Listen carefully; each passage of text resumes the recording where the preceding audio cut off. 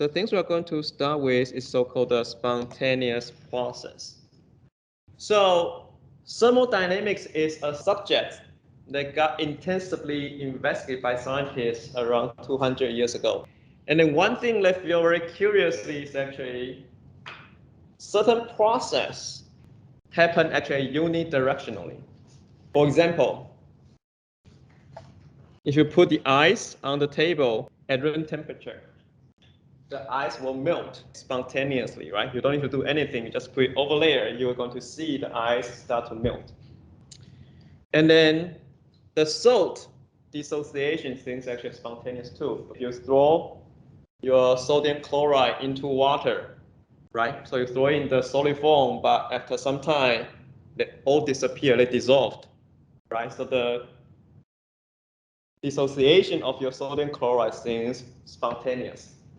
So from there, after 200 years carefully observation, scientists realized that some things actually can happen unidirectionally. Then let's define the things, let's see this behavior, okay, as a spontaneous process. After a 200 years long observations, they conclude that certain process actually happen unidirectionally. Then let's start to think about, okay, why certain process happens spontaneously. And more importantly, is actually, can we actually find some parameters? If we can calculate the parameters, then we can predict the process can happen spontaneously. The first parameter is actually something you already know, the entropy. So we actually calculate the entropy of a reaction many times in your Jenkins 1. And then typically, if your delta H is negative, then it's actually it is a exothermic reaction. Then probably it will be spontaneous. Okay, so that's actually the wrong concept people had long time ago, because later on they realized, okay, they observe both reactions can happen spontaneously, regardless the delta H is positive or negative.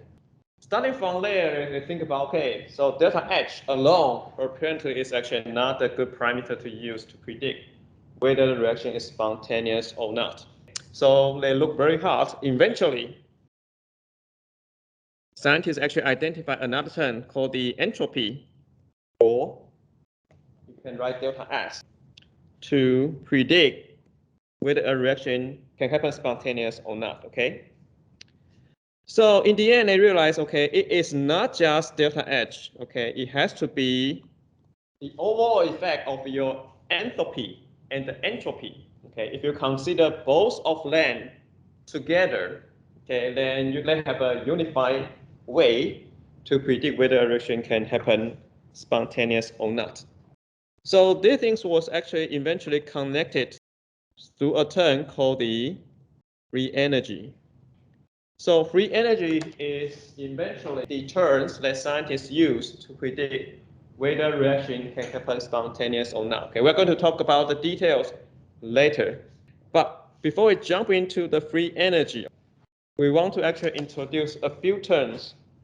So the first term we want to introduce you is called the system and the surrounding, where the combination of two, we call it universe. Okay, so universe is a combination of system and surrounding. So the first thing we want to say is actually, okay, we want to know what is system, what is surrounding. Assuming today you're actually doing a chemical reaction. So for most of the time, what you do is actually you have a beaker or flask.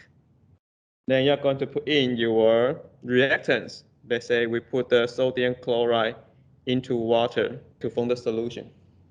Then we will call these things as our system. And then all the other things, we will call it as surrounding. So I use this rectangle to represent anything else. That is actually your surrounding. And the sum of your system and surrounding, we call it as universe. So this whole thing is your universe.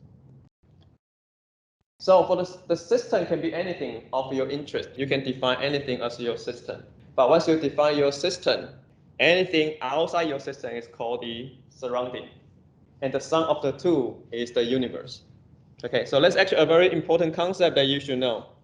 What scientists found is actually if you can calculate the entropy of your universe, okay, it's not the entropy of your system, it's not the entropy of your surrounding, but the entropy of the universe.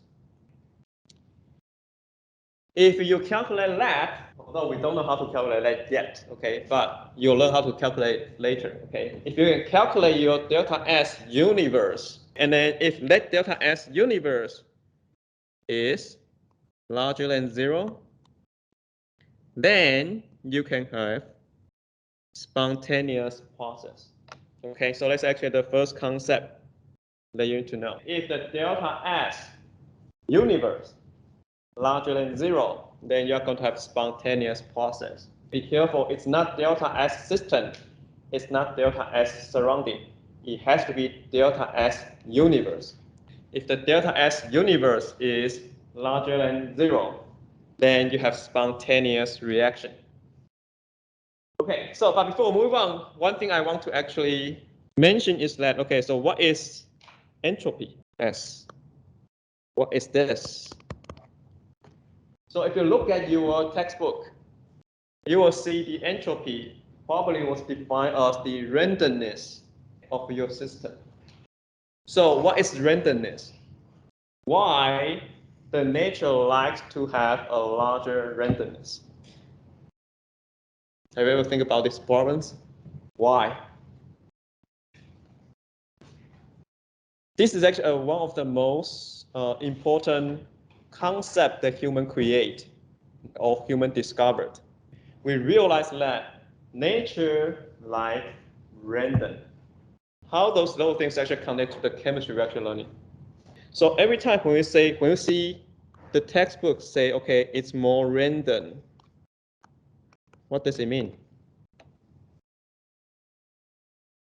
So this word is actually all about dissipating the energy. How much do you know about the energy? What is energy? It's very abstract concept, right? So even though you've heard this term energy a lot, it's not something you can always see, right? Heat is one form of energy.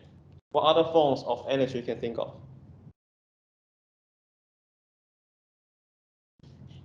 Is light a type of energy? Okay, it's a form of energy, right? So in nature, okay, if you have a substance, okay, the substance will always trying to find the lowest possible energy. Okay, that is actually a nature. Okay, for example, we always like to lay down. We always like to sit. We always want to minimize our energy output. Okay, nature is doing the same thing. Okay, so how to actually do that? In order to actually to dissipate the energy, you want to have all different ways for the molecules to dissipate energy. When you see this word random, what it really means is actually it has a lot more different ways for you to actually dissipate the energy. Okay, it's a very abstract concept, but let's do a simple example for you. Assuming you have two bowls, okay, one is yellow, one is blue, and they have two containers. Then I say, okay, then randomly put the bowls into your containers. The possibility will be, if you would put two on the same containers, that's one possibility, right? The other possibility is actually you put yellow in the left, blue in the right, or blue in the left, yellow to the right, or you can put both on the right. So if you have two containers, there are 4 different ways you can actually put the both in, right? So you have 4 different possibilities. Okay, everybody follow this? Okay, so now think about this. Every time when scientist says, okay, it's more random, what it means is I'm increasing the number of containers I can have. We know if you have 3 containers, then you're still putting the same energy. Okay, that those balls represent your energy. So you start to put your energy into different box now. So the way you can put it now become, okay, you can put yellow, blue on the leftmost. You can put yellow, blue, or yellow, blue, or blue, yellow, or yellow, blue. So this is a go on. So if I say something's getting more random, what I really mean is actually it has more ways to actually dissipate your energy. So things have more way to actually dissipate your energy. You got higher chance to become more stable. That's actually the really meaning of the randomness. Okay, that just indicate you have a more way to dissipate your energy. Therefore, you maximize the possibility that it can happen. If you can actually maximize the possibility to distribute your energy, then this thing will probably happen spontaneous, because right now the possibility you see that thing to happen become very, very high. Okay, so let's the physical meanings about this randomness or about this term entropy.